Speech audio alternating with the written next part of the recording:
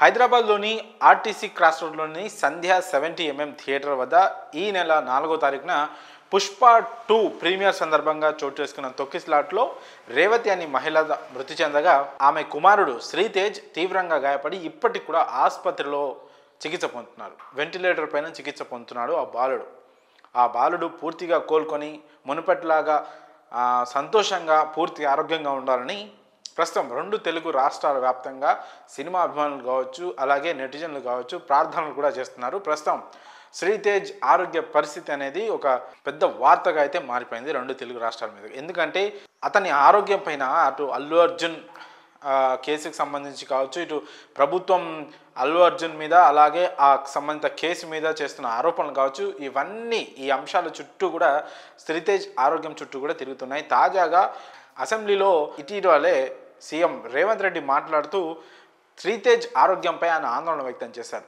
Sritej brain dead అయినట్లు, అతను ఉన్నా లేనట్లే పాపం వెంటిలేటర్ పైన చికిత్స పొందుతున్నాడు. ఇంకా దాదాపు 17-18 రోజులుగా ఆ పిల్లగాడు జీవోత్సవంలో అట్లా పడి ఉన్నాడు ఆసుపత్రి బెడ్పై అని ముఖ్యమంత్రి చాలా ఆవేదన వ్యక్తం చేస్తూ మాట్లాడారు. మరోవైపు డాక్టర్లు మాత్రం అతను వైద్యానికి స్పందిస్తున్నాడు, అంటే స్పృహలోకి వచ్చాడు, అందరినీ గుర్తుపట్టలేకపోయినా కూడా ఫీడింగ్ కూడా తీసుకుంటున్నాడు అని వైద్యులు ఒక హెల్త్ బులెటిన్ అయితే రిలీజ్ చేశారు. కానీ ఇక్కడ చూసుకుంటే మనం ముఖ్యమంత్రి రేవంత్ రెడ్డి వ్యాఖ్యలకి అలాగే డాక్టర్లు చెప్తున్న దానికి కాస్త తేడా అయితే కనిపిస్తూ ఉంది మనకి.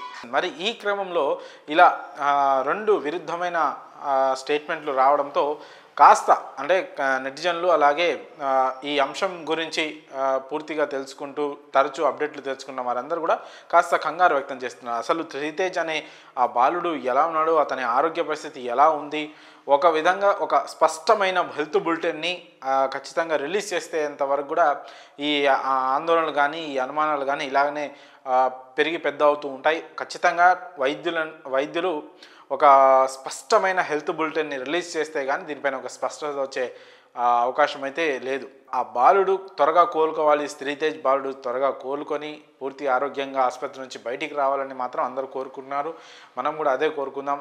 ఈ కేసుకు సంబంధించి హీరో అరెస్ట్, బెయిల్పై రావడం, ఆ తర్వాత జరుగుతున్న చర్చ, పోలీసులు ప్రెస్ మీట్లు పెట్టి మాట్లాడడం, ఇవన్నీ పక్కన పెడితే ముందు ఆ శ్రీతేజ్ అనే బాలుడు పూర్తిగా కోలుకొని పూర్తి ఆరోగ్యం, ఇప్పటికే తల్లిని కోల్పోయి ఉన్నాడు ఆ బాలుడు, కనీసం తనన్న చావు నుంచి బయటపడి ప్రాణాపాయ స్థితి నుంచి బయటపడి పూర్తి ఆరోగ్యంతో ఆసుపత్రికి వస్తే కనీసం ఆ కుటుంబం, ఆ తండ్రి వాళ్ళన్న సంతోషంగా ఉంటారని నెటిజన్లు కూడా కోరుకుంటున్నారు. మరి శ్రీతేజ్ ఆరోగ్య పరిస్థితిపై డాక్టర్లు ఖచ్చితమైన హెల్త్ బులెటిన్ అని ఒకటి రిలీజ్ చేసి అందరికీ ఒక ఉపశమనం కల్పించాలి, అతను ఎలా ఉన్నాడనే విషయాన్ని తెలియజేయాలని కోరుకున్నాం.